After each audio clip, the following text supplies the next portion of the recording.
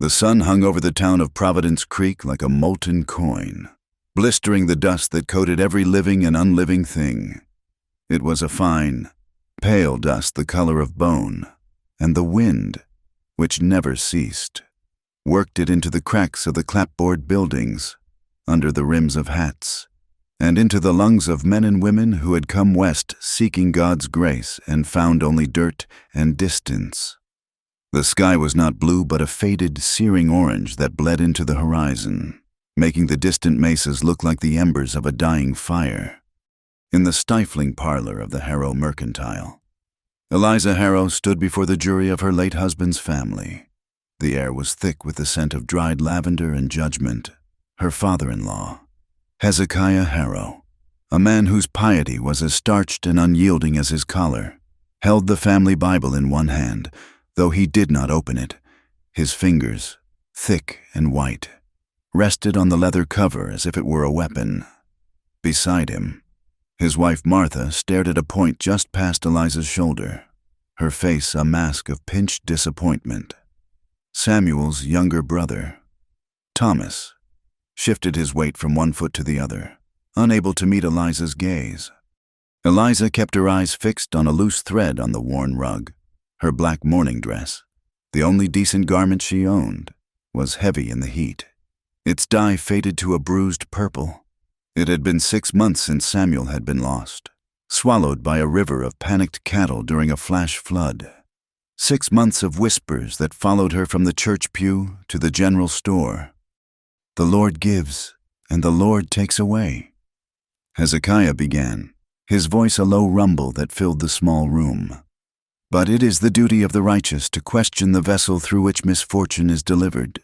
Since Samuel was taken from us, this family has known only hardship, the failed harvest, the sickness in the herd. It is as if a shadow has fallen upon this house. Eliza's hands, hidden in the folds of her skirt, clenched into fists. She knew what he was implying. They had never said it outright, but the accusation lingered in every cold glance and clipped word. That she was flighty, that her laughter had been too loud for a respectable wife, that perhaps she had distracted Samuel from his duties, her presence a frivolous thing that had invited God's wrath. She was an outsider, brought from a softer town back east, and in their eyes, she had never truly belonged. "You have brought a stain upon the Harrow name," Martha said, her voice thin and sharp as a needle. "A woman left alone is a woman in temptation's path. Your conduct has been unseemly."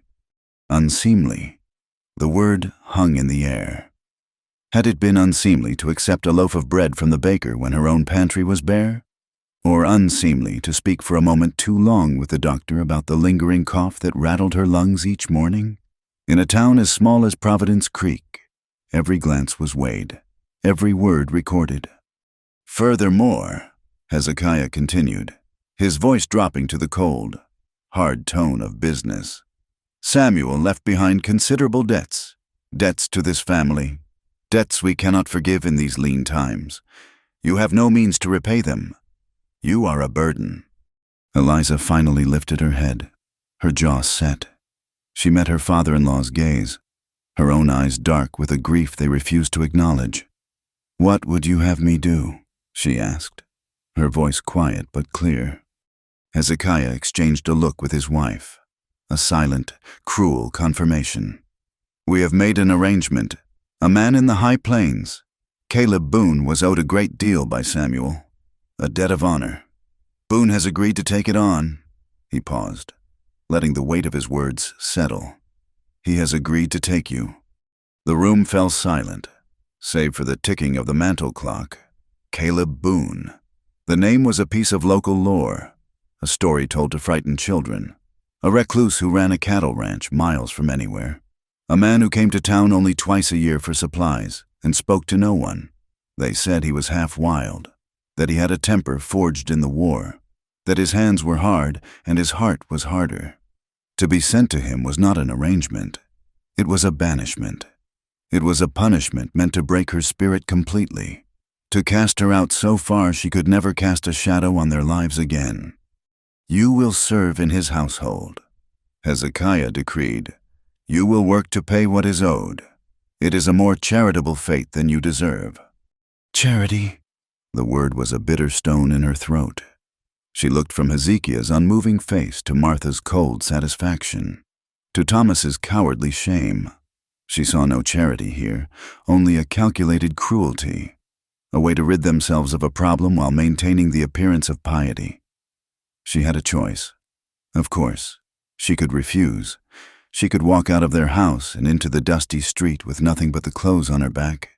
She could try to find work, but no respectable woman in Providence Creek would hire a widow who had been publicly cast out by her own family. The alternative was a slow starvation of body and soul, or a far worse life in the saloons and shadowed rooms at the edge of town. She had no choice at all. "I accept," Eliza said, the words feeling like ash in her mouth. And in the merciless quiet of the parlor, she understood. She was no longer Eliza Harrow, wife of Samuel. She was a debt, a piece of property to be traded for her husband's failings, a widowed woman being sent to a cowboy as punishment. The journey was a slow torment measured in the creak of wagon wheels and the relentless glare of the sun. The man hired to take her, a freighter named Silas with tobacco-stained teeth and silent, assessing eyes, offered no conversation. He simply drove the two mules onward, deeper into a landscape that grew more desolate with every passing mile. They left the sparse grassland behind for the canyons, where the rock walls rose up like ancient, crumbling bones, baked red and orange by a million unforgiving afternoons. Eliza sat on the hard wooden seat, her bonnet doing little to shield her from the oppressive heat. The dust settled on her lips, her eyelashes, the creases of her worn gloves. For days, she watched the world unravel. They passed homesteads that were nothing more than skeletal remains, a chimney stack rising from a field of weeds, a doorway gaping open at an empty sky. These were the homes of people who had gambled everything on this land and lost. Beside the trail, crude wooden crosses leaned in the wind, marking the graves of men, women, and children who had succumbed to thirst, fever, or simple, soul-crushing despair. Each one felt like a premonition. She thought of Samuel, of his easy laugh and the grand promises he had made about the West. He had seen it as a place of opportunity, a vast canvas on which to paint a new life. He had never spoken of the silence, of the way the sheer emptiness could press in on a person until they felt their own heart beating like a trapped bird. He had died quickly, violently. Perhaps that was a mercy. This slow erasure, this journey into nothingness, felt far crueler. On the third day, they stopped to water the mules at a sluggish, muddy creek. As Silas checked the harnesses, Eliza walked a few paces away, her boots sinking into the dry, cracked earth.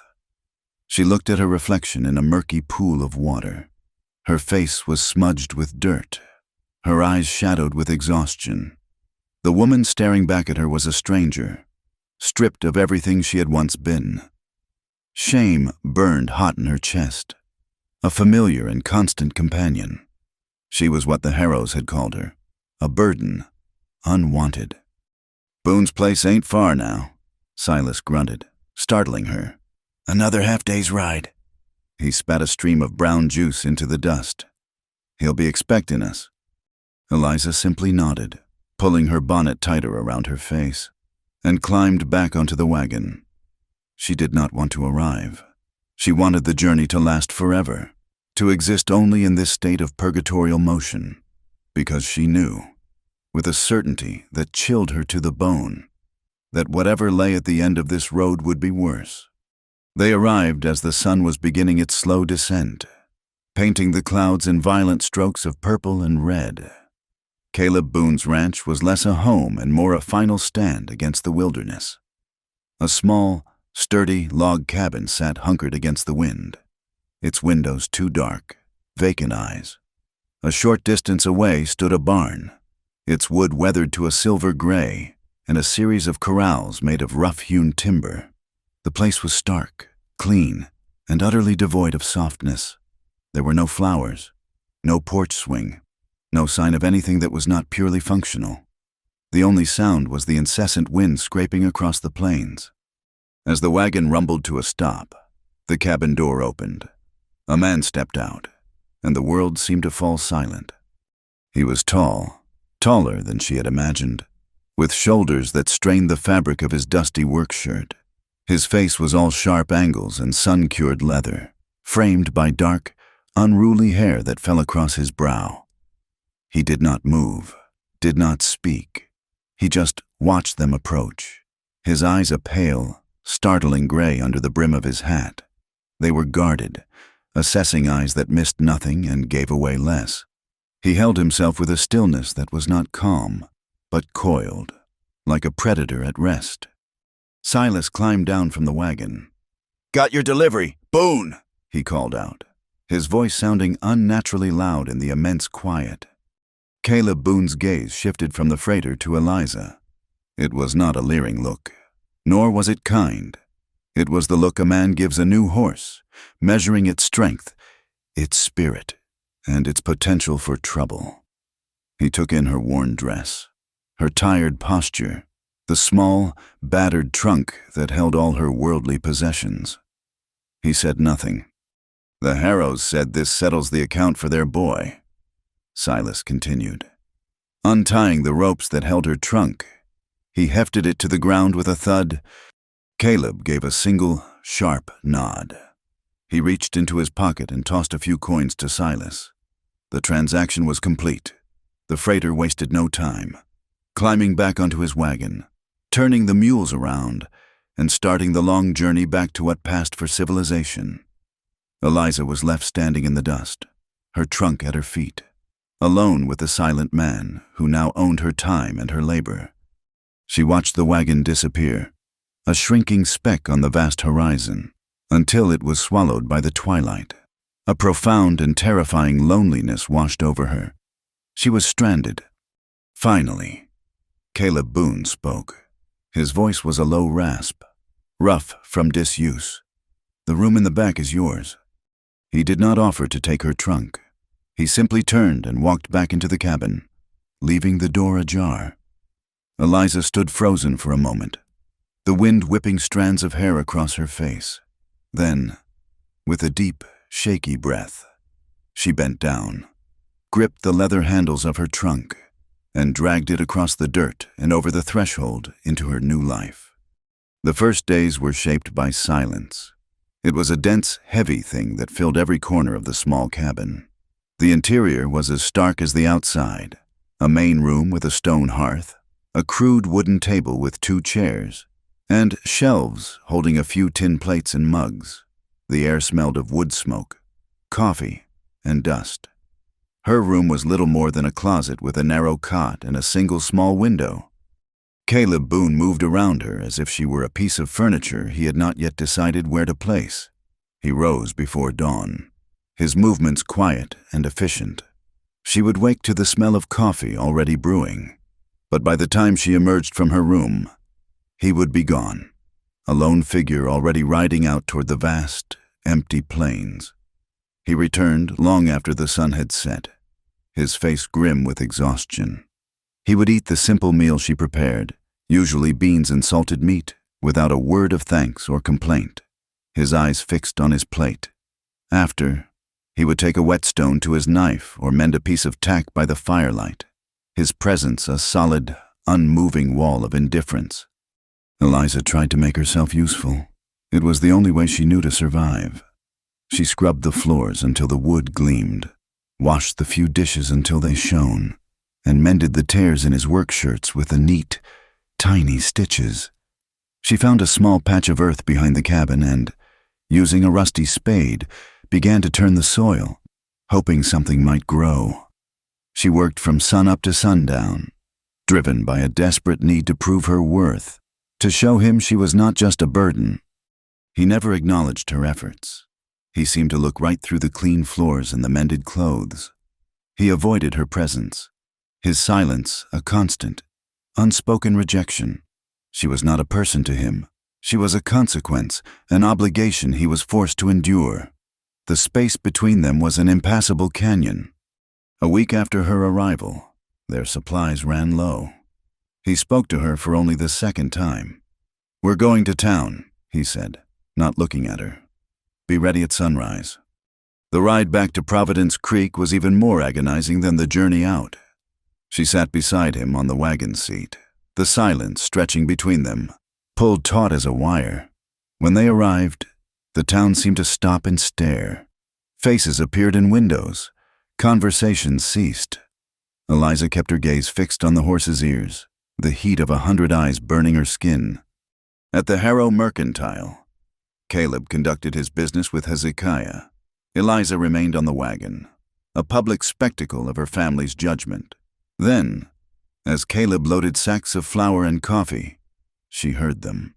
2 women, their faces hidden by their bonnets, stood near the store's entrance, their voices carrying on the wind. "That's her," one whispered, a hiss of venom. "The Harrow widow." "Lord have mercy," the other replied. "They say Hezekiah sent the widow to Boone like cattle, to settle a debt. Traded her right off. Like cattle." The word struck her with the force of a physical blow.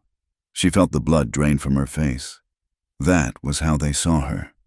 Not as a grieving woman, not as a person enduring hardship, but as livestock, an object to be bartered.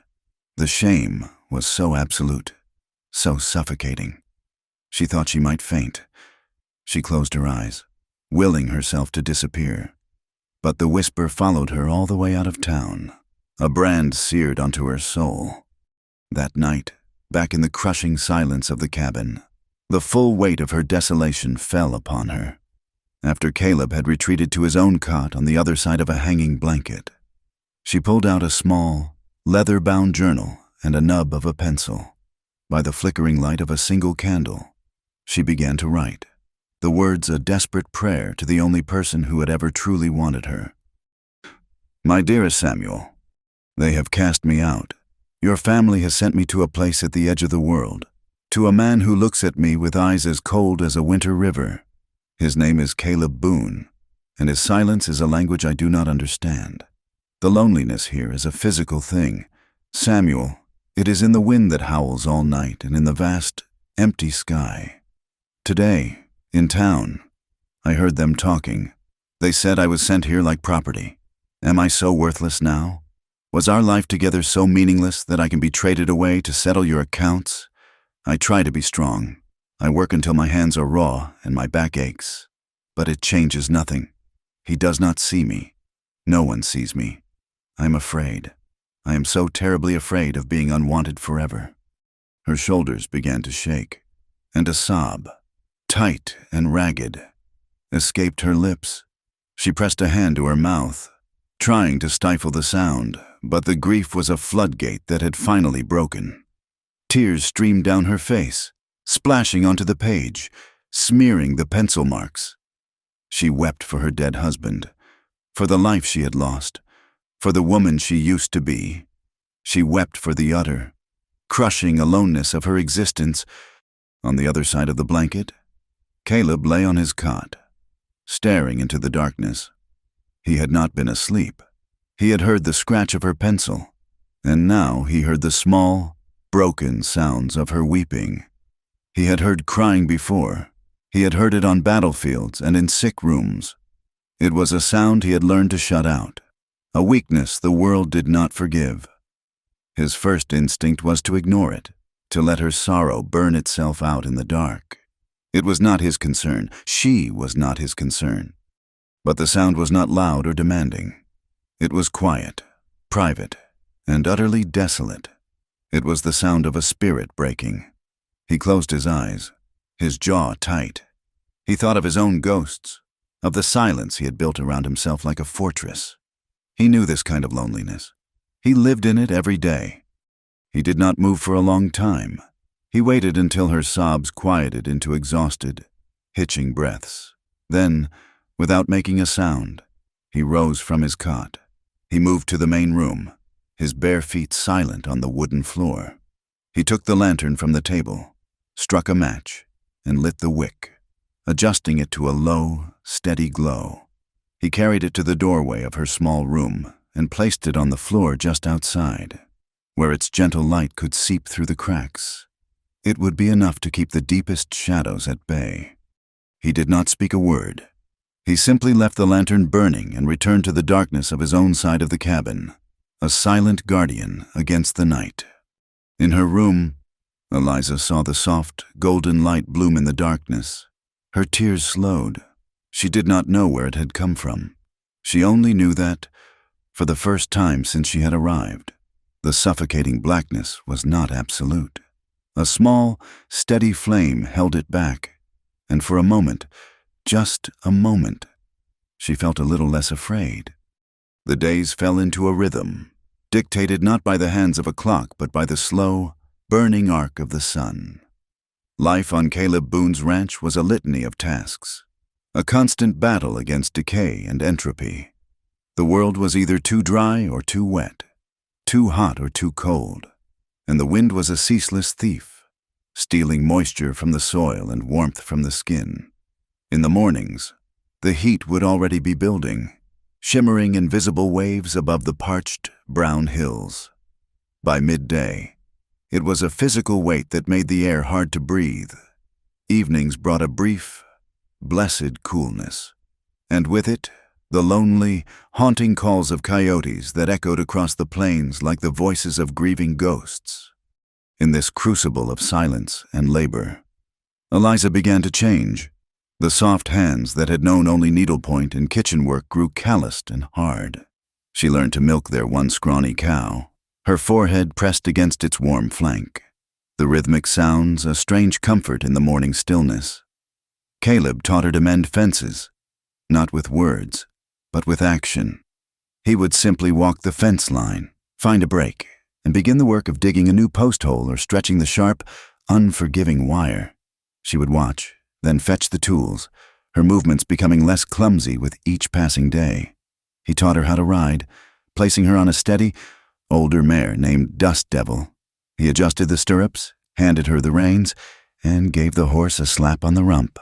The first few times she fell, landing hard in the dirt. The air knocked from her lungs.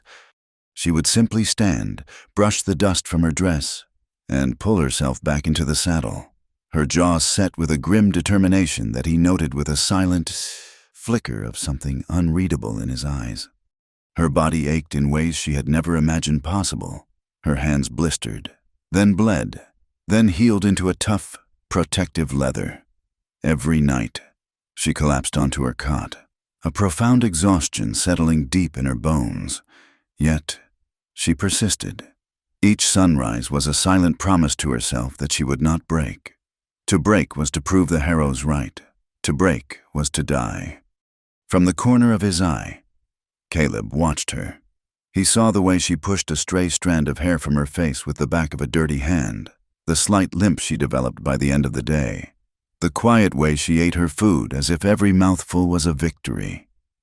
He had expected a burden, a soft, complaining woman who would shatter under the first hardship. He had expected her to be the punishment the harrows intended, but she was not shattering. She was hardening, like iron in a forge. He began to see in her a reflection of the same quiet, stubborn suffering that lived inside him. She did not weep anymore, at least not where he could hear. She simply endured, and for a reason he could not name. That endurance began to earn his respect. She was not a debt to be worked off. She was a person, surviving. The conversation that changed things came with a storm. It had been a week of suffocating, windless heat. The sky was a pale, hazy lid clamped down on the world. Then, one afternoon, the horizon turned a bruised, angry purple. The temperature dropped, and the wind picked up, carrying the scent of rain and ozone. Within an hour, the sky opened up. Rain fell not in drops, but in solid, wind-driven sheets that turned the dusty yard into a churning sea of mud. Thunder cracked overhead, a sound so loud it seemed to split the very foundations of the earth. Eliza was inside, securing the shutters, when she saw him, through the deluge.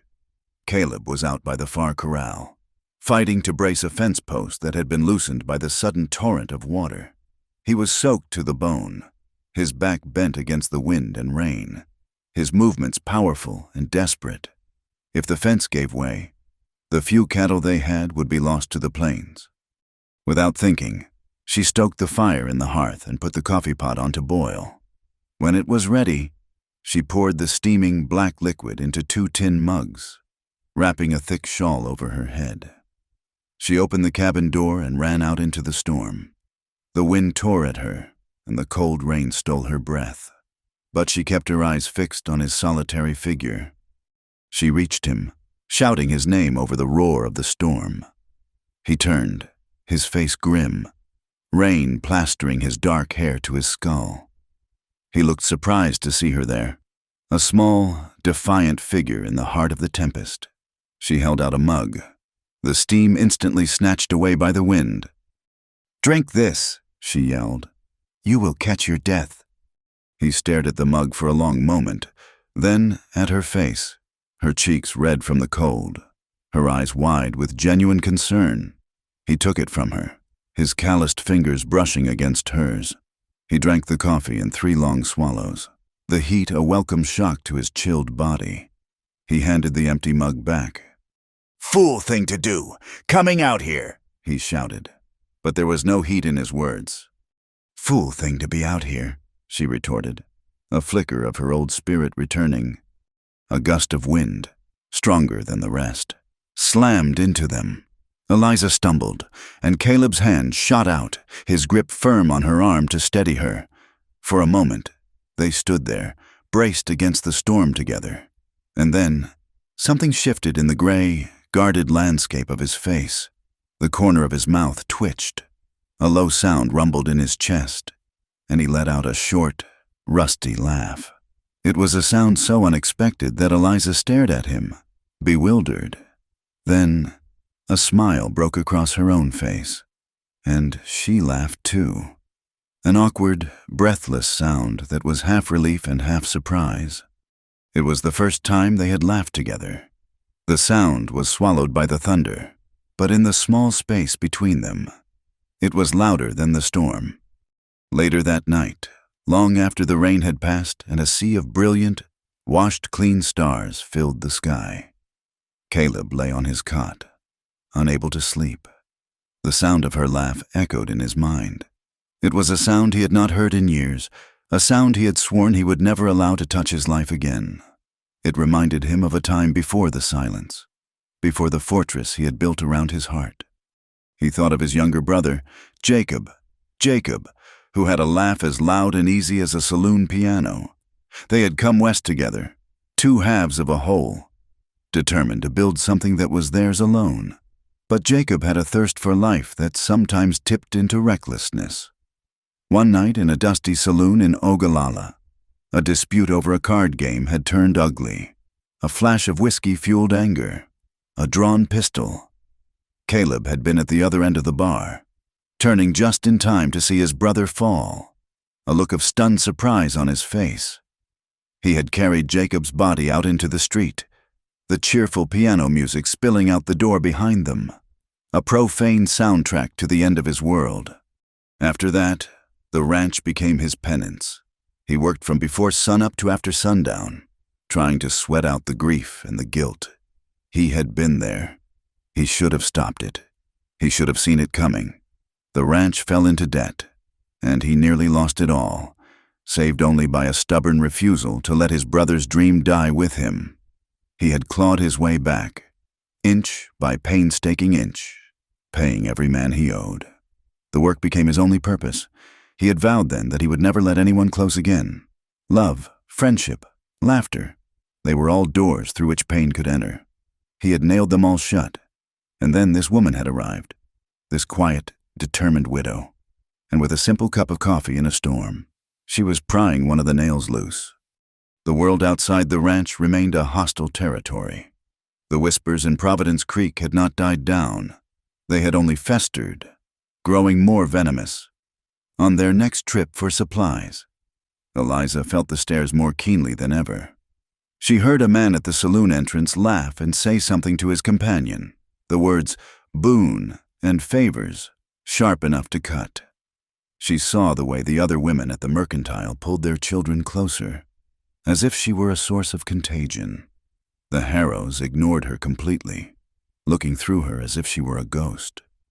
The cruelty came to their doorstep one moonless night. Eliza was awakened by the sound of shouting and the frantic barking of the ranch dog. She sat up, her heart pounding. Through the thin walls of the cabin, she could hear rough male voices, slurred with drink. "Boone, come on out! Boone! We know you are in there with your pretty little widow," one man hollered, followed by a chorus of coarse laughter. Eliza scrambled from her cot, her hands trembling. She peered through a crack in the shutter. In the faint starlight, she could make out 3 riders, their horses shifting restlessly. "What is the matter, Boone?" another voice taunted. "Tired of her already? We would be happy to take her off your hands for a while." Suddenly, the cabin door creaked open. Caleb stood silhouetted in the doorway. He held his Winchester rifle in one hand, its barrel resting in the crook of his arm. He did not speak. He did not shout back. He just stood there, a tall, immovable shadow, the embodiment of silent menace. The men's laughter faltered. Their drunken bravado seemed to shrink in the face of his absolute stillness. One of the men shifted in his saddle, and the faint moonlight caught the polished steel of the rifle barrel. It was not a threat. It was a simple, cold fact.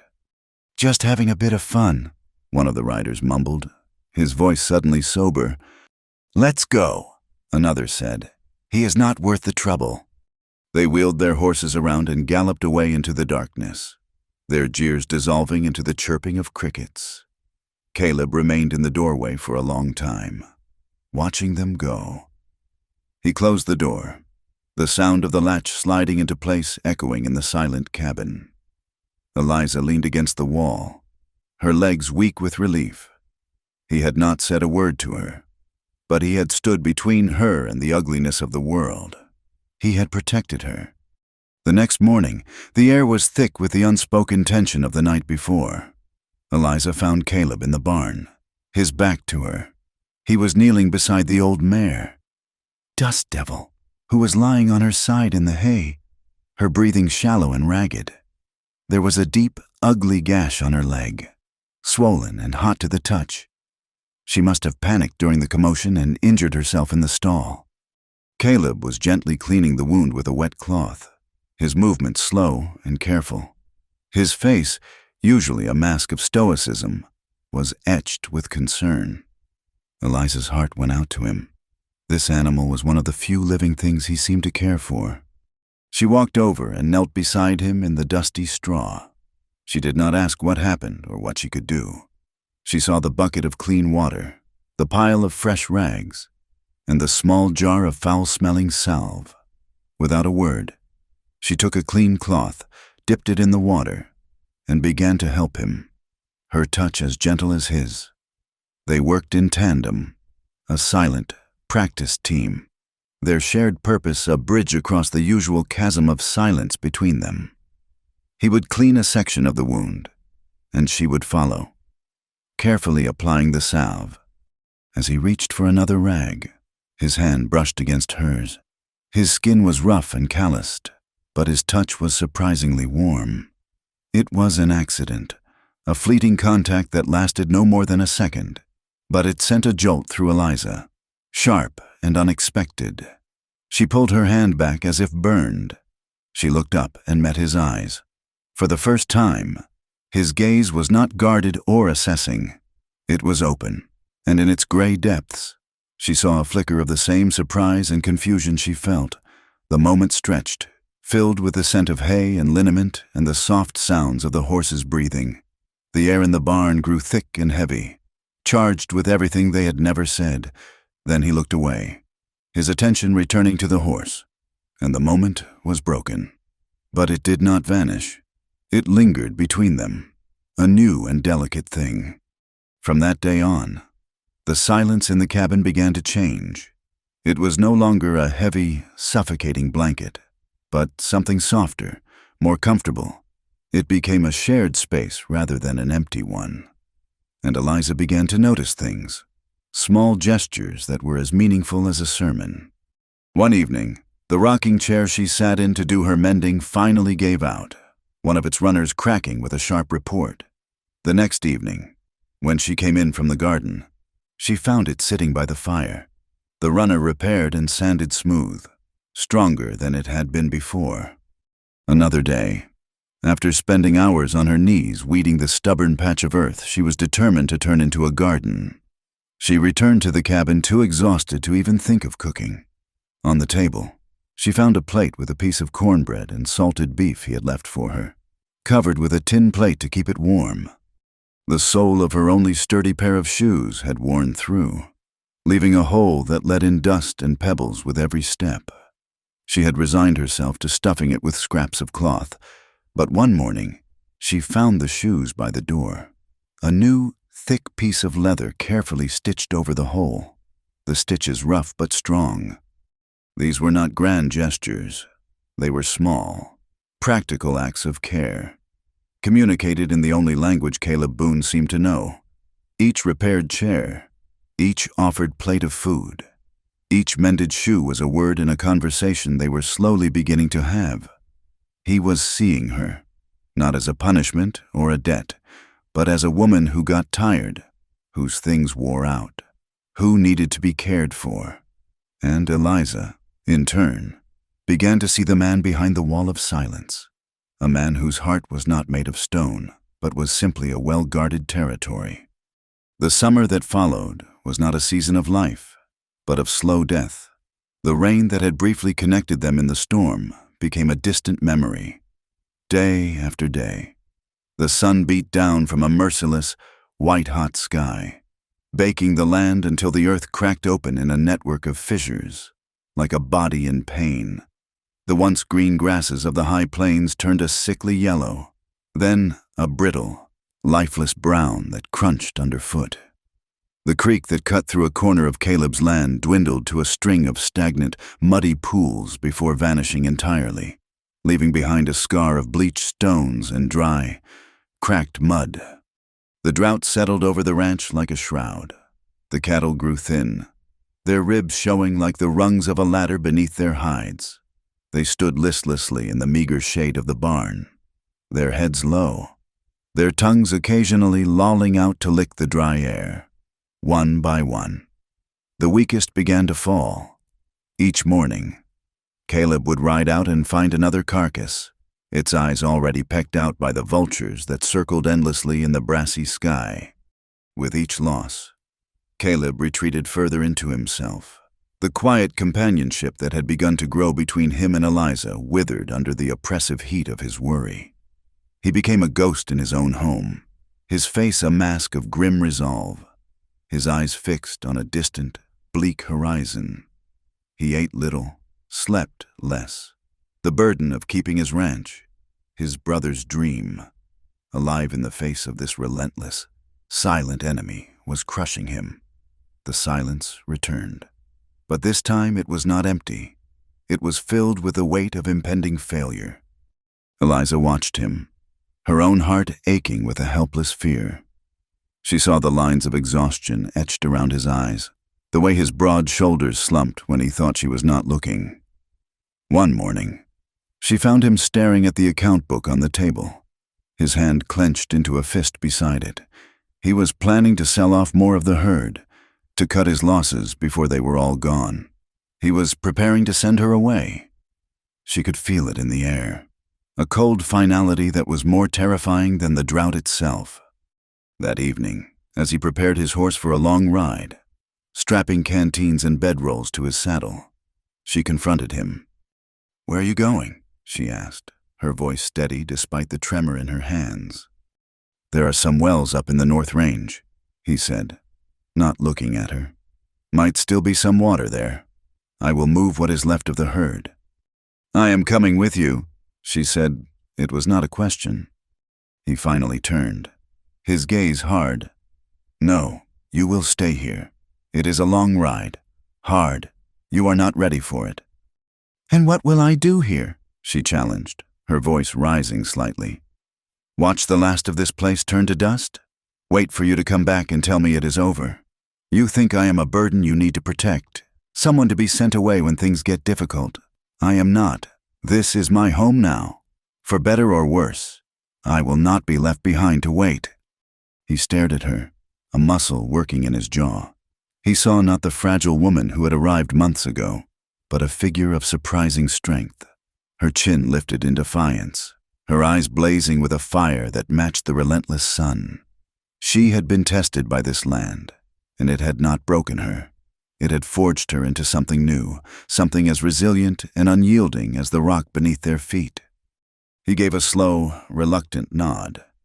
"Get your things," he said gruffly, turning back to his horse. "We leave in an hour." The journey was a descent into a sun-scorched hell. They rode for days through a landscape of stunning desolation. The sun was a physical blow, and the air was so dry it felt sharp in their lungs. Dust coated everything, a fine red powder that worked its way into their clothes, their hair, their throats. They rode in a shared, focused silence, conserving their energy. Their world shrunk to the rhythmic plodding of the horse's hooves and the creak of saddle leather. Eliza's face burned, the skin peeling on her nose and cheeks despite the wide brim of her hat. Her dress, once a respectable shade of gray, was now caked with dust and sweat, stiff and abrasive against her skin. Every muscle in her body screamed in protest, but she did not complain. She rode beside him, matching his pace, her gaze as fixed and determined as his own. She refused to be the weakness he expected her to be. They found the wells he had spoken of. One was bone dry. Its stone lining collapsed. Another held only a few inches of brackish, foul-smelling water that the cattle refused to drink. At the third, they found a small seep, enough to water the animals and fill their canteens. But it was a temporary reprieve, not a salvation. The land all around was barren. That night, they made a dry camp in the bed of what had once been a river. The sand was still warm from the day's heat. Caleb built a small fire, more for the faint light and companionship than for warmth. They ate a meager meal of hardtack and dried beef, the silence between them less tense than it had been in weeks. They were two solitary figures in an immense and indifferent wilderness, their shared struggle a silent bond. In the distance, a coyote's howl rose, a long, lonely cry that was answered by another, and then another, until the darkness was filled with their desolate music. "They sound so sad," Eliza said quietly, staring into the flickering flames. "They are just singing their nature," Caleb replied, his voice a low rumble. A comfortable silence fell between them again. Eliza drew her knees to her chest, wrapping her arms around them. The firelight cast dancing shadows on Caleb's weathered face, softening its hard lines. "I wanted to be a teacher," she said, the words coming out in a soft rush, as if they had been waiting a long time to be spoken. Caleb looked at her, his expression unreadable. "Before I married Samuel," she continued, her gaze still on the fire, "my father was a schoolmaster. I loved the feel of books, the smell of chalk dust. I wanted to have a little schoolhouse of my own, to teach children how to read and write their own stories. But my mother said it was not a proper ambition for a young lady. She said my duty was to marry well and raise a family. So I did." She fell silent, the ghost of that lost dream hanging in the air between them. Caleb picked up a stick and poked at the fire, sending a shower of sparks into the night sky. He was quiet for so long that Eliza thought he had not heard her, or had not cared. "I wanted to go to Oregon," he said finally, his voice so low she had to lean forward to hear it. "When my brother and I first came west, this was just supposed to be a stopping place. We were going to raise a stake and then head for the coast. Jacob, he read about the trees there, trees so tall you could not see the tops, and green valleys where it rained all the time. He was tired of the dust." He paused, the stick still in his hand. "After he died, I could not seem to leave. This place, it was the last thing we built together. Leaving felt like burying him all over again. Eliza looked at him, truly looked at him, and saw past the reclusive, silent rancher. She saw a man tethered to a place by grief, a man whose heart was a graveyard for his own lost dreams. He had spoken of his brother for the first time. He had opened a door, just a crack, into the locked rooms of his past. Her heart filled with a wave of profound empathy. Without thinking, she reached across the small space between them and laid her hand gently on his. His hand was rough and calloused, a map of hard labor, but it was warm.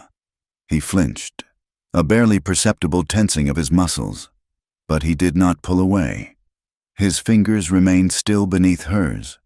It was a simple, quiet gesture of comfort, a silent acknowledgement that they were both survivors of a world that had taken too much from them. They sat that way for a long time, the fire crackling before them, the coyotes singing their lonely song to the stars.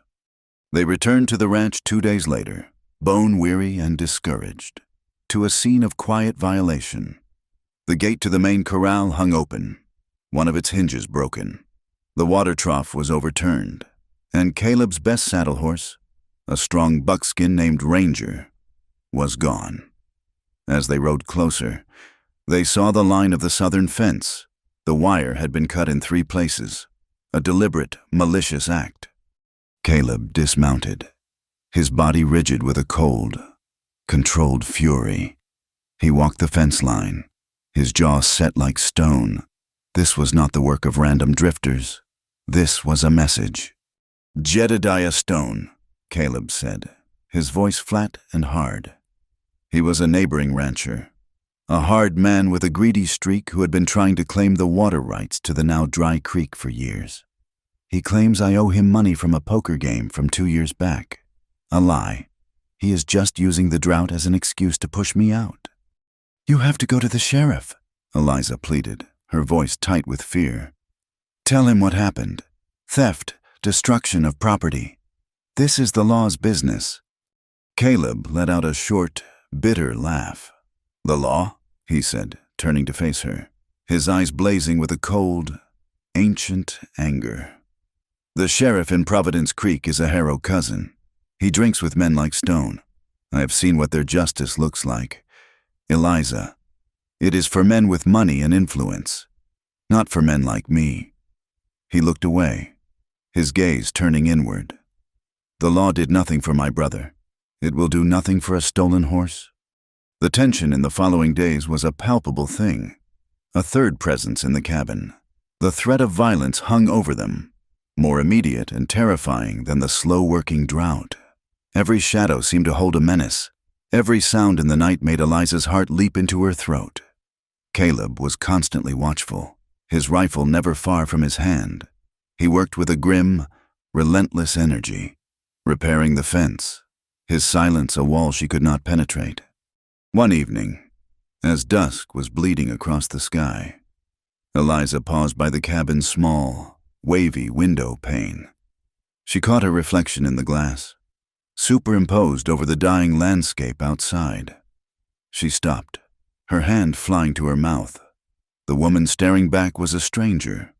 Her face was no longer pale and soft, but burned a deep brown by the sun, with a network of fine lines beginning to form around her eyes. Her hair, once carefully coiled, was frizzy and bleached by the sun. Her hands, resting on the windowsill, were red and rough, the nails broken. She looked raw and worn and weathered. She looked like the land itself. A single tear traced a clean path through the dust on her cheek, then another. She turned away from the window, pressing the heels of her hands into her eyes, a silent sob shaking her body. She was weeping for the woman she had been, for the softness and the civility she had lost. But beneath the grief was something else, something hard and unfamiliar, a core of strength. She had endured. She had survived. The land that had broken her had also made her strong. She felt both shattered and whole, all at once. The cabin door creaked open. Caleb stood there, his hat in his hand. He had seen her at the window, had seen the single tear that started the flood. He had meant to turn away, to give her the privacy of her sorrow as he always did. But he could not. Something in the silent shake of her shoulders pulled him forward. He crossed the room in 2 strides and stood before her. She did not look up. Too lost in her grief and shame, he hesitated for only a second. Then, he slowly lifted his hand and, for the first time, he touched her. His calloused thumb gently brushed the tears from her cheek. His touch was not rough, but incredibly tender, a gesture of profound and unexpected comfort. Eliza froze, her breath catching in her throat. She had expected him to ignore her, to walk past her. She had not expected this. She did not flinch. She did not pull away. She simply stood there, accepting the silent, clumsy comfort he was offering. She slowly lifted her head and looked up at him. His gray eyes were no longer cold or guarded. They were filled with a deep, aching gentleness, a shared understanding of pain that needed no words. The space between them crackled with unspoken emotion. The fear, the hardship, the loneliness of the past months all seemed to rush into that small space and coalesce into a single, overwhelming need. He was no longer just the man who owed her debt, and she was no longer the punishment sent to him. They were 2 people the world had tried to break, who had found in each other an unlikely anchor. He lowered his head, his movement slow, deliberate, giving her every chance to turn away. She did not. She tilted her face up to meet his. Their lips met in a kiss that held no fire of passion, but the deep, desperate tenderness of a prayer.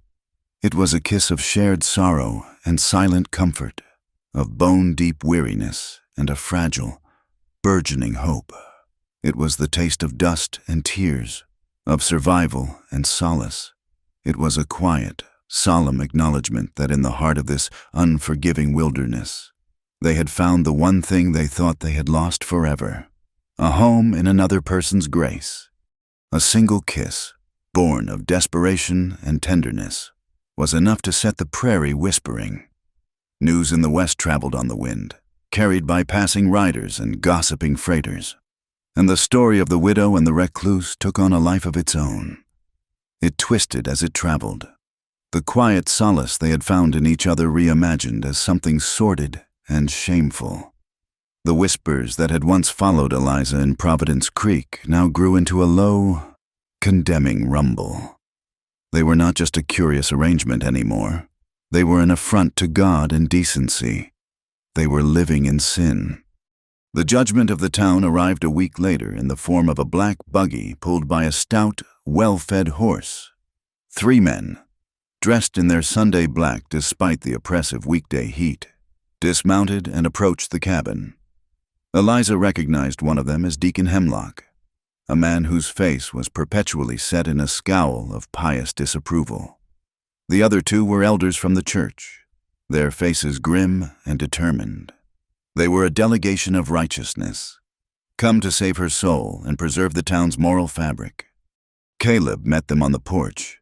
He did not invite them in. He stood before the door, his frame blocking the entrance, his face as unreadable as a weathered stone. "Boone," Deacon Hemlock began, foregoing any pleasantries. "We have come for the woman, for Mrs. Harrow." "She is not here for the taking," Caleb said, his voice a low, even growl. "There are reports," the second elder, a portly man named Abner Finch, said, puffing out his chest. "Grave reports of impropriety, of a widow living under your roof in a manner that defies the laws of God and man. The community will not stand for it." "What the community thinks is of no concern to me," Caleb replied, his gaze unwavering. "It should be of concern to her," the deacon insisted, trying to peer past Caleb into the dark interior of the cabin, where Eliza stood just out of sight, her hands clenched at her sides. "She is a member of our flock, a grieving widow who has clearly been led astray. Her family, the Harrows, are beside themselves with worry. We are here to escort her back to their care, where she belongs." "She is safer here," Caleb stated, the words flat and final. Deacon Hemlock's face flushed a deep, angry red. Safer? With a man like you? A godless brute who turns his back on the church and lives like a savage? You have preyed upon her vulnerability. Sir, you have corrupted a grieving soul for your own base purposes. I have done nothing of the sort, Caleb said, his voice dropping even lower, carrying a new and dangerous edge. Now get off my land. This is not over, Abner Finch sputtered as the men retreated, their mission a failure. You have brought damnation upon this house, Boone, and the Lord's righteous judgment will surely follow. They climbed back into their buggy, stirring up a cloud of accusatory dust as they departed.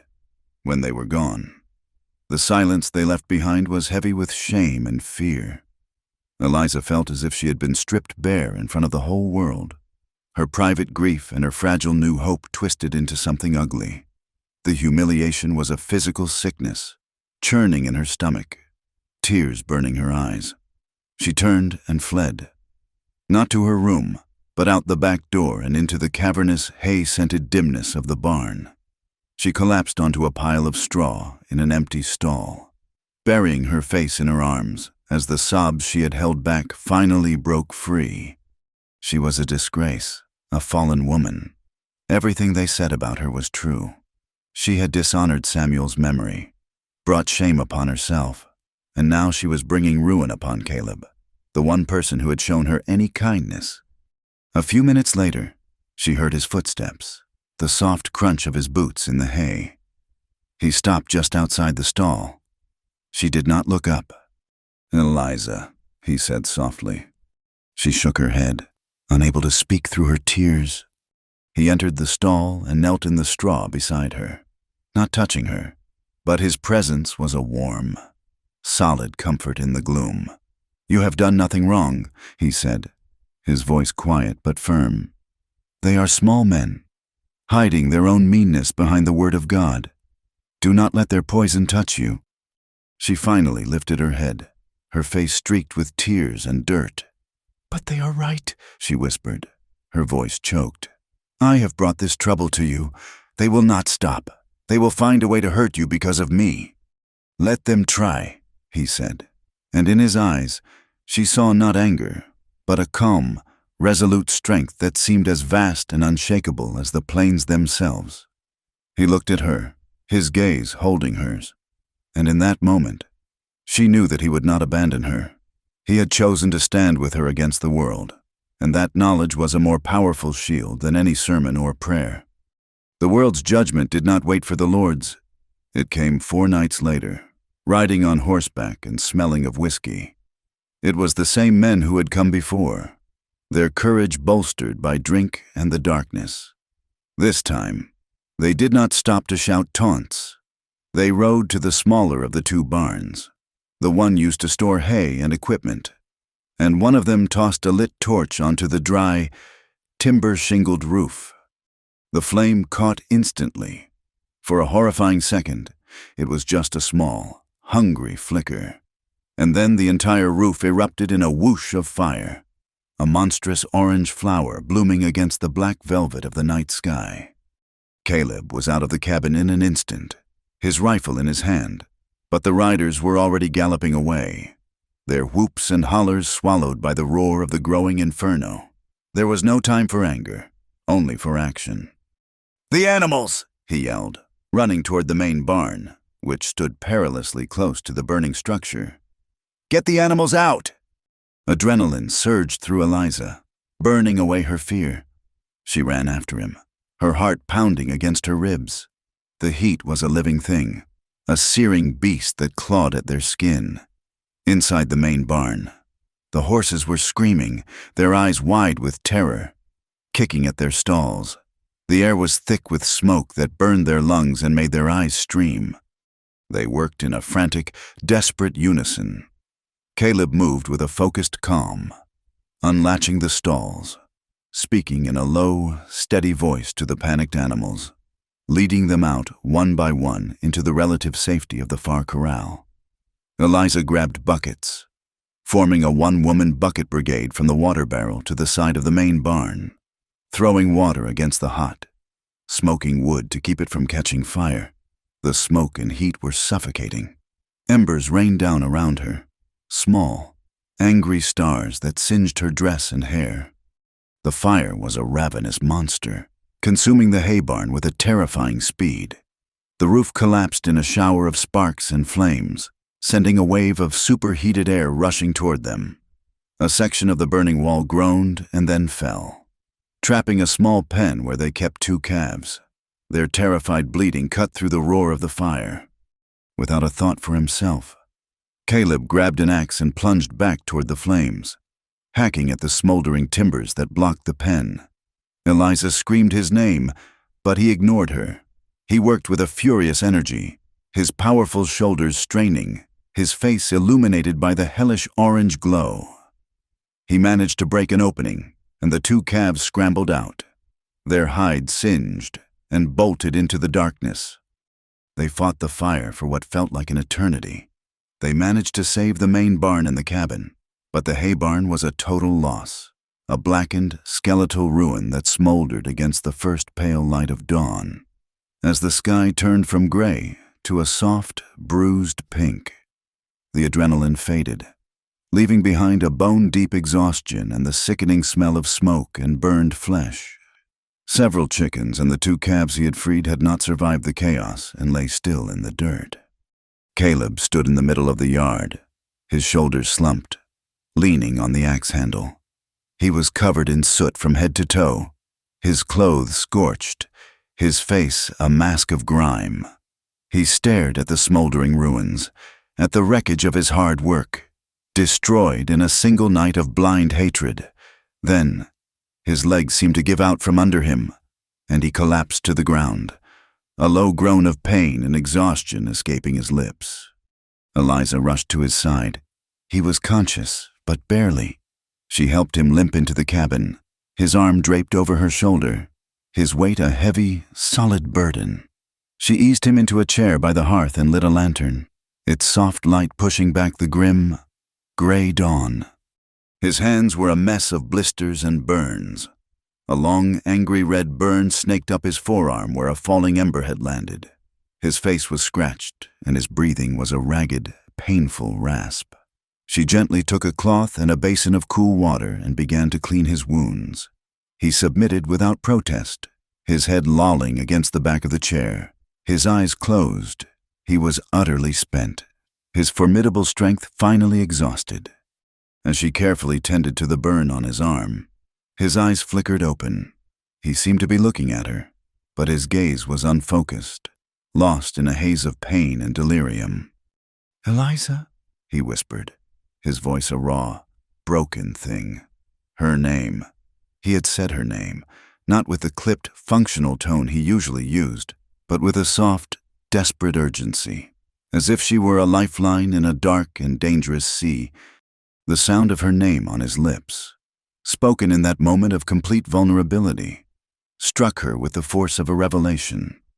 She paused, the wet cloth in her hand, and looked at his face in the flickering lamplight. She saw not just the silent, stoic rancher, but the man who had stood between her and the town's cruelty, who had fought a fire to save his animals, who had knelt beside her in the hay and told her she had done nothing wrong. And in that quiet, heart-wrenching moment, she knew it was not gratitude she felt for him, not the loyalty of a debtor to her master. It was something far deeper, something that had taken root in the barren soil of their shared loneliness and had been growing, quietly and persistently, all along. She loved him. She loved him for his quiet strength, for his unexpected gentleness, for the goodness he hid behind his walls of silence. She loved him because, in a world that had treated her like a burden to be discarded, he treated her like someone who deserved to live. The knowledge settled in her, calm and certain. The fear and the shame that had haunted her for so long seemed to recede, replaced by a fierce, protective love for the broken man sitting before her. She finished cleaning his burns, her touch now infused with a new and profound tenderness. She helped him to his cot and eased him down, pulling a thin blanket over him. He was already drifting into a feverish, exhausted sleep. She spent the rest of the day by his side, keeping a cool cloth on his forehead, giving him sips of water when he stirred.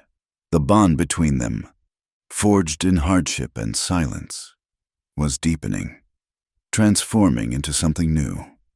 That evening, as he slept, she sat in the chair he had mended for her, watching the rise and fall of his chest in the lantern light.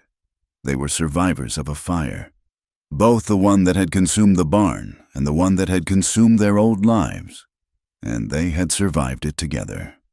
When he woke late that night, the fever had broken. He was weak, but his eyes were clear. He saw her sitting there, her posture slumped with exhaustion, her face smudged with soot, her hair singed at the edges.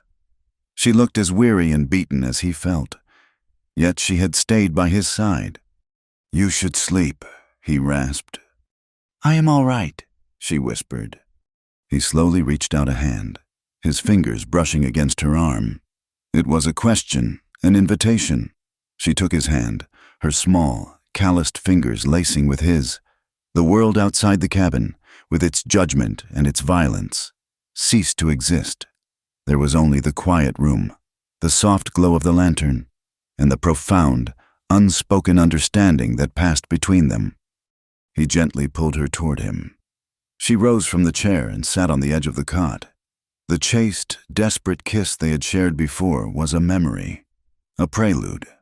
What happened next was not a surrender to passion, but a conscious, deliberate act of two souls choosing to bind themselves together. It was a slow, tender exploration, a silent vow made not with words, but with touch. They came together not to forget their pain, but to bear it together, finding in each other's arms a sanctuary from a world that would never forgive them. They both knew there would be a price to pay, but in the deep, silent hours of the night, wrapped in the warmth and safety of their shared embrace, the price seemed worth paying. The next morning, Eliza awoke in Caleb's arms, for the first time in what felt like a lifetime. She did not wake to a feeling of dread, but to a quiet, deep-seated peace. The first rays of sun were slanting through the window, illuminating the dust motes dancing in the air. Then she heard it, the sound of a wagon, of voices. Her peace shattered. She slipped out of the cot, pulling on her dress, her heart beginning to pound with a familiar rhythm of fear. Caleb was already awake, his expression grim. He pulled on his trousers and reached for his shirt. Eliza stepped outside. Standing in the yard, beside the smoldering ruins of the barn, was the Harrow family wagon. Her father-in-law, Hezekiah, stood with his hands on his hips, his face a thunderous mask of outrage. Her mother-in-law, Martha, stood beside him, her arms crossed, her eyes spitting venom. Even Thomas was there, looking pale and miserable. "So, it is true," Hezekiah boomed, his voice dripping with disgust as his eyes raked over Eliza's disheveled appearance, her singed hair, the soot still smudging her cheek. "You have become his creature completely. You are a disgrace to your husband's memory." Just then, Caleb stepped out of the cabin and came to stand beside Eliza. He was shirtless, the bandages she had wrapped around his arm and hands a stark white against his tanned, soot-stained skin. His presence was an unspoken confession of everything the Harrows suspected. Martha let out a small, horrified gasp. "You Jezebel! After all we did for you, to sink to this level, to lie with him!" Eliza flinched, but she did not retreat. She felt Caleb's presence beside her, solid and unmovable. He did not speak, did not defend them. He simply stood with her. "You will come with us now," Hezekiah commanded, taking a step forward. "We will not allow the Harrow name to be dragged through the mud by a common—" Eliza found her voice. It was not loud, but it was as firm and unyielding as the ground beneath her feet. "No!" The word, simple and quiet, stopped Hezekiah in his tracks. He stared at her as if she were a stranger. "I am not going anywhere," she said, her gaze steady, meeting his without fear. "My place is here." She stood her ground, silent and unyielding. With Caleb Boone at her side, she was no longer a widow to be punished, a burden to be traded, or a sinner to be saved. She was a woman who had chosen her own life, and she would face the consequences. The Harrows did not take Eliza's defiance quietly. They retreated from the ranch that morning, but their war against her had just begun. Hezekiah Harrow was a man of influence in Providence Creek, and he wielded it like a cudgel. Word was sent to Eliza via a grim-faced boy on a pony. The letter was formal, cold, and utterly final. She was to renounce the sinner Caleb Boone and return to the fold of her family immediately. If she refused, she would be formally disowned, and any inheritance left to her by Samuel, a small plot of land and a modest sum of money held in trust, would be forfeit. They gave her 1 week to comply. The pressure on Caleb was more direct and insidious. When he rode into town for salt and medical supplies for his burns, he was met with a wall of hostility. The mercantile owner, a man he had traded with for years, suddenly found his prices had doubled. Men who once offered a curt nod now turned their backs. At the Cattlemen's Association, a man named Bartholomew Cole, a close friend of Hezekiah's, pulled him aside. "You are making a mistake, Boone," Cole said, his voice low and menacing. "A man is known by the company he keeps. You keep company with a fallen woman, you will find yourself falling. 2, the Harrows are respected. They have friends. You keep that woman out on your ranch, you will find no one willing to buy your cattle come market time. You will be blacklisted from here to Dodge City." The threat was not an idle one. A rancher with no market was a dead man walking. He could have the strongest herd in the territory, but if no one would buy it, he would starve. Caleb returned to the ranch that evening, the weight of the world on his shoulders. He was a proud, solitary man who had asked nothing of the world but to be left alone. Now, because of her, because he had opened his door and his heart, the world was preparing to crush him. He found Eliza by the creek bed, trying to coax water from the small seep for her struggling garden. He watched her for a moment, the way the setting sun caught the gold in her hair, the determined set of her jaw. He had never meant for this to happen. He had taken her in as a debt, and she had become the center of his life. And now, that life was set to be destroyed. That night, after a silent, tense supper, he finally spoke. "You should take their offer. Eliza."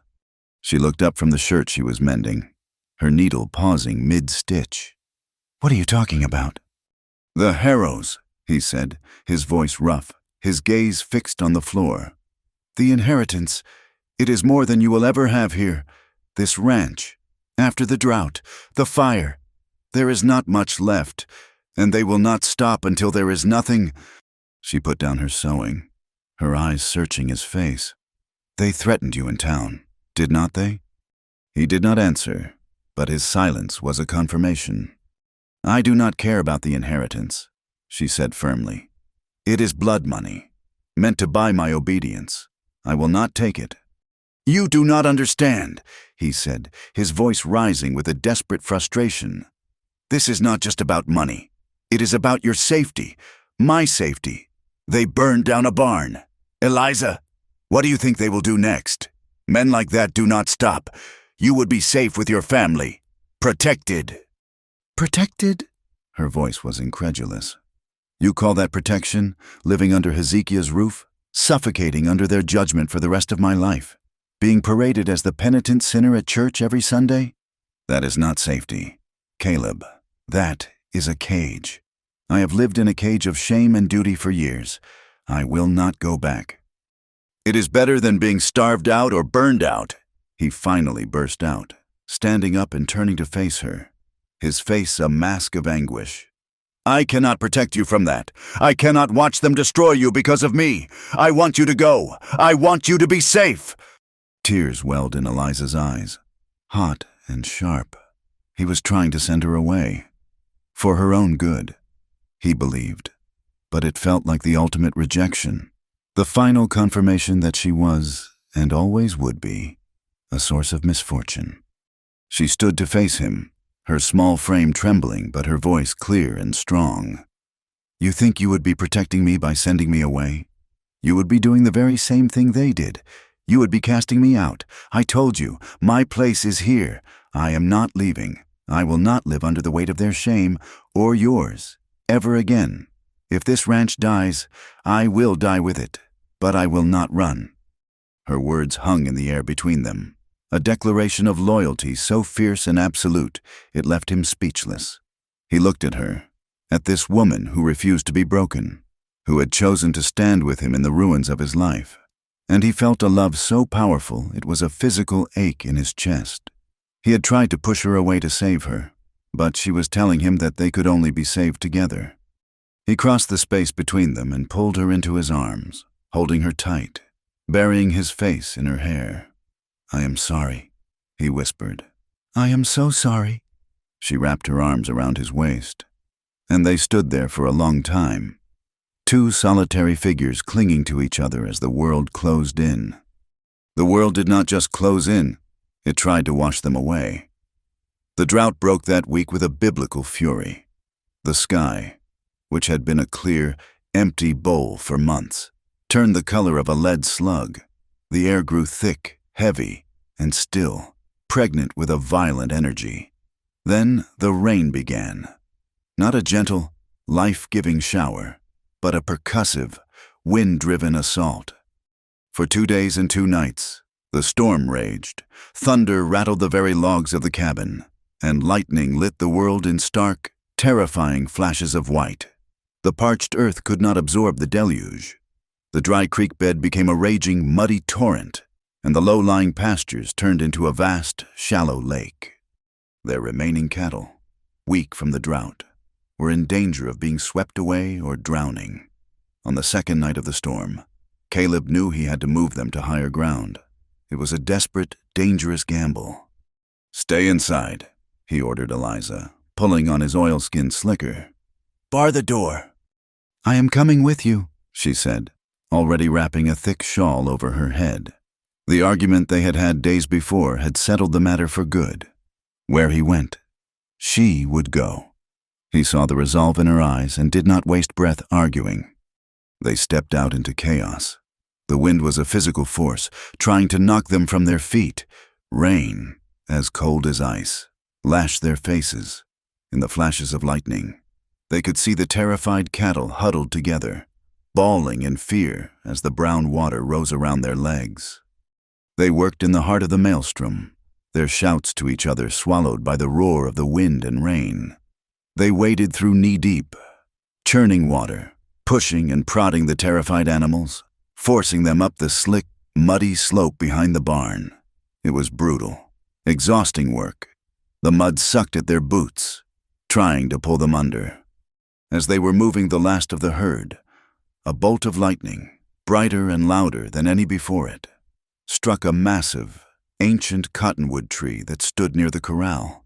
The tree exploded in a shower of sparks and splinters, its trunk splitting down the middle. One massive limb, burning like a torch from hell, crashed down directly onto the section of the corral fence where Eliza was working. Caleb heard her scream, a sound that was ripped away by the wind. He turned, his heart seizing in his chest. In the eerie, flickering light of the burning tree, he saw that the heavy limb had smashed the fence, and Eliza was gone. He scrambled toward the wreckage, his mind a white-hot blank of terror. He found her pinned beneath a heavy, splintered beam from the corral fence that the falling limb had crushed. She was lying half in the water, her face pale as death, her eyes closed. "Eliza!" he roared, tearing at the beam with his bare hands. The wood was heavy, slick with rain. Splinters drove deep into his palms, but he did not feel them. Adrenaline and fear gave him a strength he did not know he possessed. He strained, his muscles screaming, the tendons in his neck standing out like ropes. With a final, desperate heave, he lifted the beam just enough to drag her free. He gathered her into his arms. She was limp, her head lolling back. There was a bloody gash on her forehead, and her breathing was shallow, almost non-existent. He carried her through the driving rain and the mud. his own exhaustion forgotten. He stumbled into the cabin, kicking the door shut against the storm, and laid her gently on his cot. Her clothes were soaked, her body cold to the touch. He carefully cut away the wet fabric of her dress. Her leg was twisted at an unnatural angle, already beginning to swell. He worked quickly, his hands raw and bleeding, surprisingly gentle as he cleaned the cut on her head and felt for other injuries. He bound her ribs, which he suspected were broken, and fashioned a crude splint for her leg. He covered her with every blanket he owned, trying to fight the deep, deadly chill that had taken hold of her. And then the fever started.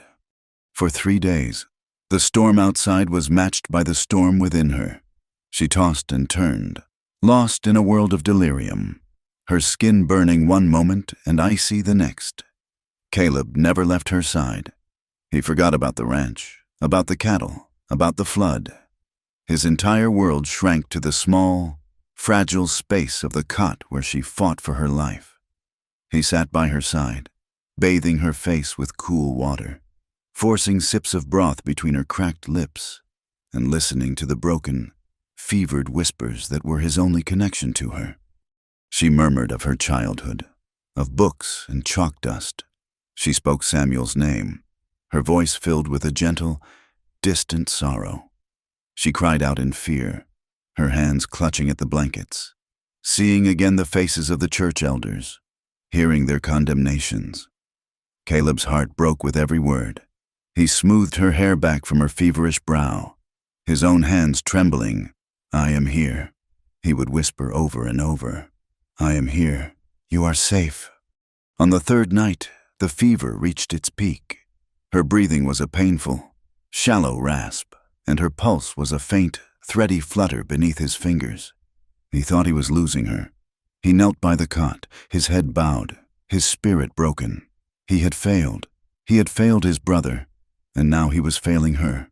He had brought her to this ruin, and it was going to kill her. In her delirium, she grew quiet. A strange calm seemed to settle over her. She opened her eyes, but he knew she was not seeing him. She was looking somewhere far away. "It is all right," she murmured, her voice a faint, airy whisper. "I forgive them. I forgive Hezekiah. I forgive Martha. I forgive them all."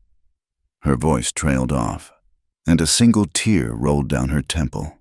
So tired of being angry. She turned her head slightly, her unfocused eyes seeming to find his. Her hand moved, a weak, fluttering gesture. "Caleb," she breathed, do not ever be apart from me again." Then her eyes closed, and she fell into a deep, still sleep. Caleb held his breath, his hand on her chest, waiting for the slight, precious rise and fall that told him she was still alive. He stayed like that all night, a silent, desperate vigil, his bleeding hands clasped in a prayer to a God he had long ago abandoned. When the dawn came, the storm had passed. A weak, watery sunlight filtered through the window, and Eliza's skin was cool to the touch. The fever had broken. In the days that followed, her strength slowly returned. The world outside their cabin was a wreck. The floodwaters had receded, leaving behind a thick blanket of stinking mud. Of their small herd, Caleb found only a half-dozen survivors, huddled on the high ground. The rest were gone, drowned or swept away. The garden Eliza had worked so hard on was completely washed away. The ranch was, for all intents and purposes, ruined. Any other man would have given up, sold the land for pennies on the dollar, and moved on. But as Caleb looked out at the devastation, his hand resting on the cabin door, where Eliza was sleeping peacefully inside, he felt not despair, but a strange, fierce resolve. When she was strong enough to sit up, her leg propped up on pillows, he told her the extent of the damage. "There is not much left," he said, his voice heavy. "We have lost most of everything." She looked at him, her eyes clear and calm.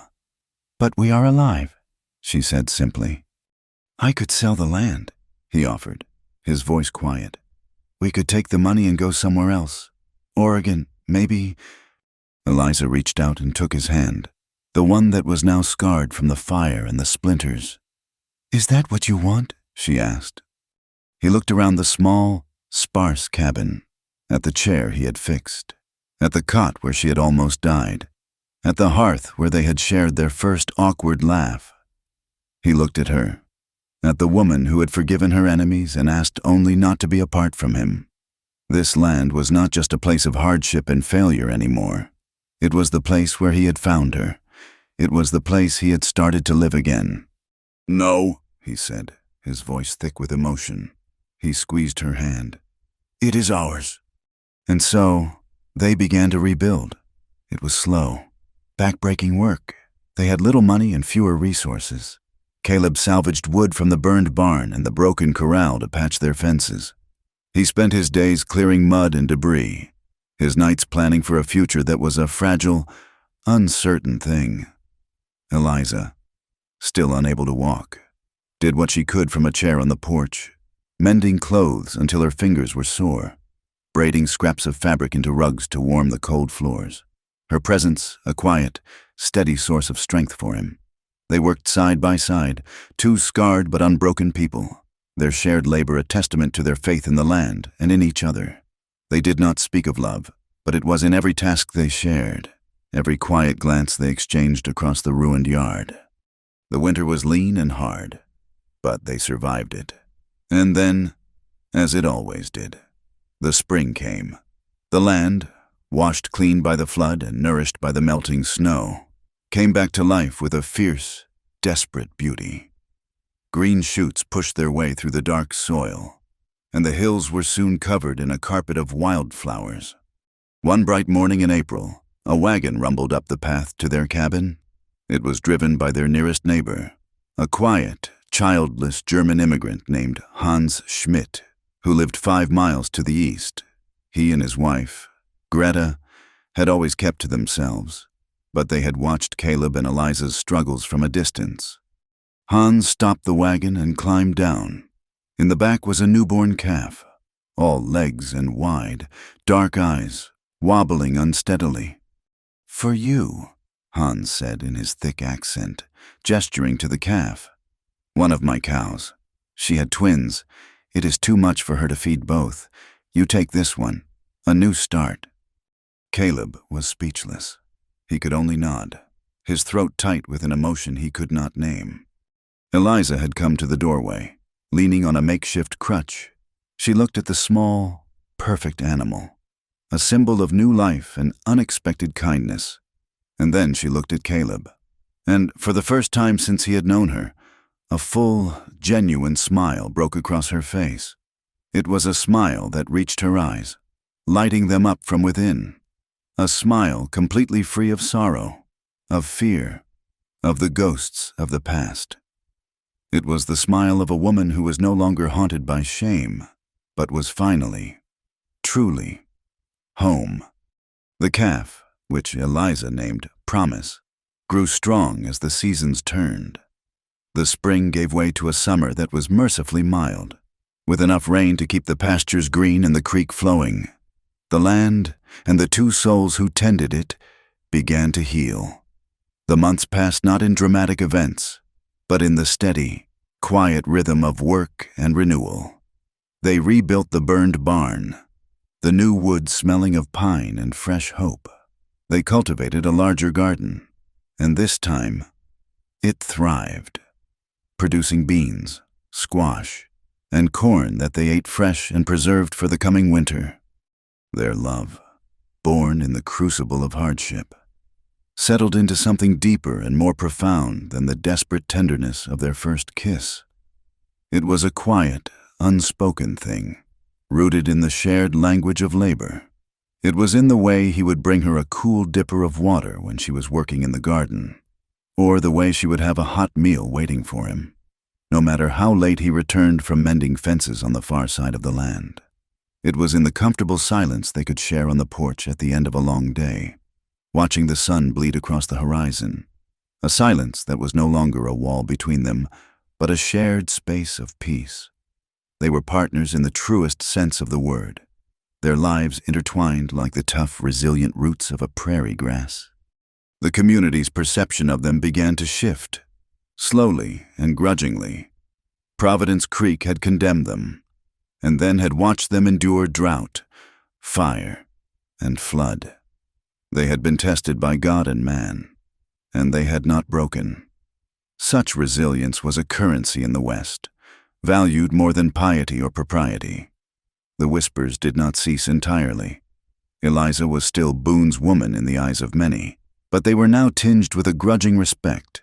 When Hans Schmidt had given them the calf, he had broken a taboo, and his simple act of kindness seemed to give others permission to see them not as sinners, but as survivors. Other homesteaders, scattered and isolated, began to ride by, ostensibly to ask about a stray cow or borrow a tool, but really to get a measure of the two people who had weathered so many storms. They would see Eliza, her leg now healed though she walked with a slight, permanent limp, working in her garden, and Caleb, his scarred hands rebuilding a fence, and they would see not a scandal, but a testament to the stubborn, unyielding nature of the human spirit. One Sunday, Greta Schmidt, Hans's wife, rode over with her two young sons. She was a stout, shy woman who spoke little English, but she came with a purpose. She pointed to her boys, then to a worn copy of the Bible she carried, and then to Eliza. She wanted her sons to learn to read. Eliza's heart, which had long ago given up the dream of being a teacher, swelled with a forgotten joy. And so, the cabin became a schoolhouse on Sunday afternoons. News of this spread through the scattered homesteads. Soon, 3 more children were joining the Schmidt boys, riding in on horseback from miles away. They would gather around the crude wooden table, their faces scrubbed clean, their eyes wide with curiosity. Eliza would teach them their letters, her voice patient and kind, using the Bible and an old almanac as their textbooks. Caleb would sit on the porch, sharpening tools or mending tack, listening to the melodic sound of her voice and the children's hesitant recitation. He would watch her through the open door, her face animated and alive in a way he had never seen before. She was not just surviving anymore. She was flourishing. She had found her purpose. Not in a proper schoolhouse back east, but right here, in the heart of the wilderness that had almost claimed her. One morning in late autumn, Caleb rode into Providence Creek to trade for winter supplies. He knew he would likely face some hostility, but their stores were low, and it was a necessity. As he was loading sacks of flour onto his wagon, a familiar voice, thick with malice, cut through the noise of the street. "Well, look what we have here, if it is not the king of his own little dirt patch." Caleb turned slowly. It was Jedediah Stone and 2 of the other men who had burned his barn. They had been drinking, their faces flushed, their eyes holding a familiar, ugly glint. "Heard you got yourself a little schoolmarm now, Boone," Stone sneered, taking a swaggering step closer. "Teaching little heathens how to read the good book. That is a laugh, coming from a man living in sin." Caleb said nothing. He simply continued to hoist a sack of flour onto his shoulder. His silence, his refusal to be baited, seemed to infuriate Stone more than any angry retort could have. "You know," Stone continued, his voice dropping to a conspiratorial leer, "we all thought the Harrows were punishing you when they sent you that widow, a burden for a brute. But I will be damned if you did not turn that punishment into gold, got yourself a cook, a field hand, and a bed warmer all in one. You might be the cleverest man in this whole territory." Caleb placed the sack carefully in the wagon. He turned to face them, his expression calm, his hands loose at his sides. The men tensed, expecting a fight. They remembered the cold menace of the man standing in his doorway with a rifle. But the man before them now was different. The rage that had simmered just beneath his surface for years was gone, replaced by a deep, quiet calm that was far more powerful. He looked Jedediah Stone directly in the eye. "You cannot punish someone who has already been forgiven," he said, his voice even and clear. The words were so unexpected, so completely outside the language of violence and intimidation they understood. that the men were left speechless. They stared at him, their drunken bravado deflating like a pricked balloon. There was no victory to be had here. There was no fear to feed on, no anger to ignite. There was only a man who was so completely at peace with himself that their taunts were as meaningless as the barking of a distant dog. Caleb turned his back on them, climbed onto his wagon, and drove away, leaving them standing in the dust, confused and defeated. He returned to the ranch as the sun was setting, the sky a breathtaking canvas of orange and purple. He saw Eliza in the garden, humming softly to herself as she gathered the last of the season's herbs. The gentle, contented sound was the most beautiful music he had ever heard. She looked up as he approached, and her face broke into that full, brilliant smile that was still a miracle to him. They ate their supper on the porch, a simple meal of stew and fresh bread. They did not speak of what had happened in town. They did not need to. The peace they had built together was its own language, as the last sliver of sun disappeared behind the dark hills. Eliza reached across the small table and placed her hand on his. "Thank you," she said softly. He looked at her, a question in his eyes. "For teaching me what love really is," she explained, her voice thick with emotion. "I always thought it was something a woman was given, like a name or a home, a duty she performed. But you have shown me that love is being chosen, every day, not owned, not traded, not deserved, just chosen." Caleb took her hand, his rough thumb stroking the back of her knuckles. He looked at her face, illuminated by the soft glow of the lantern she had lit, and the walls around his heart, the ones he had spent a lifetime building, finally dissolved completely. "They sent you here as a punishment, Eliza," he said, his voice a low, raw whisper. "For what they thought you did wrong, for what they thought I was. But they were mistaken." He paused, his gaze holding hers, his gray eyes shining with a truth that was as vast and clear as the night sky. "They did not give me a punishment. They gave me my life back." Later that night, they sat together on the top step of the porch, a shared blanket wrapped around their shoulders against the cool desert air. The wind, which had once sounded so lonely and menacing, was now just a soft, warm whisper that carried the scent of dust and distant rain. Above them, the sky was a black velvet cloth strewn with a million glittering diamonds. The stars seemed close enough to touch. He wrapped his arm around her, and she leaned her head against his shoulder, her limp a dull, familiar ache that was a constant reminder of how much they had survived. His hand found hers, their scarred, calloused fingers intertwining, a perfect, unspoken fit. They were no longer two solitary figures, but a single silhouette against the immense backdrop of the plains. They were two broken souls who had been cast out by the world, sent into the wilderness to be forgotten. And here, in the heart of that unforgiving emptiness, they had found what the world could never offer them. They had found grace. Thank you for listening to our story. We would love for you to comment with where you are listening from so we can all connect.